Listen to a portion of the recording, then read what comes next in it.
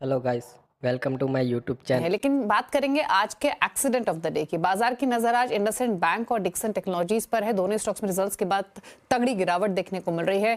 क्यों टूटे हैं ये दोनों ही स्टॉक्स, क्या आया है ऐसा अर्निंग्स में, डिटेल्स बताने के लिए यतिन मोता हमारे साथ बने हुए हैं। यतिन बताइए।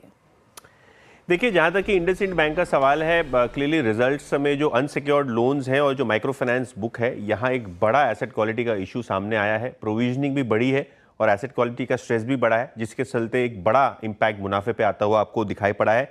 इनफैक्ट अगर हम नेट इंटरेस्ट मार्जिन्स की बात करें तो 3 साल के न्यूनतम स्तर पे वो आते हुए दिखाई पड़े हैं।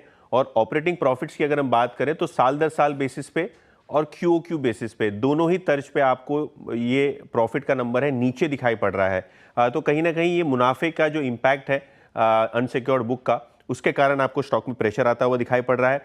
रिटर्न ऑन एसेट्स की बात करें तो 1% हो गया है, जो पिछले क्वार्टर में लगभग 1.7% था। रिटर्न ऑन इक्विटी भी घटी है और gross NP net NP ratios में भी आपको गिरावट आती हुई दिखाई दी है। इसका मतलब ये है कि जो एसेट क्वालिटी है, यहाँ थोड़ी बहुत प्रेशर आपको आती हुई दिखाई दी है। तो इंडसइंड बैंक में क्लियरली एसेट क्वालिटी का एक बड़ा इंपैक्ट आपको अर्निंग्स पे आता हुआ दिखाई पड़ा है, इसीलिए शेयर में 18% का डाउन टिक। डिक्सन टेक्नोलॉजीज 6% के गैप अप के साथ ट्रेड हुआ, लेकिन अभी 15% नीचे है। तो इंटरडे में 20% से ज़्यादा की ज़बरदस्त फॉल आप देख रहे हैं। कहीं ना कहीं अगर हम बात करें तो रिजल्ट्स में मुनाफा और जो मार्जिन नंबर है वो इनलाइन विद एक्सपेक्टेशन था।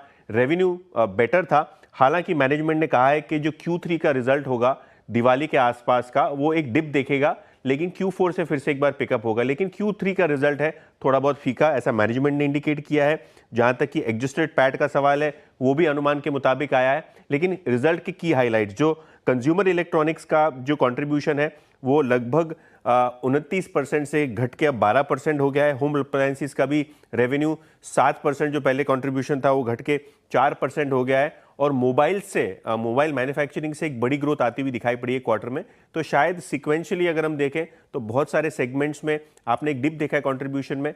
हालांकि मोबाइल बिजनेस जो एक ही ऐसा सेवियर है जिसके कारण रिजल्ट्स में आपने बढ़त देखी है। शुक्रिया यतिन आपका ये डिटेल्स बताने के लिए। अर्निंग्स में क्या रहा जिसके कारण ये रिएक्शन देखने को मिल रहा है। रुक रहे हैं इसी के साथ एक ब्रेक के लिए। ब्रेक के उस पर आपको दिखाएंगे ब्रोकरेज दिवाली पिक्स। चल वापस आते हैं।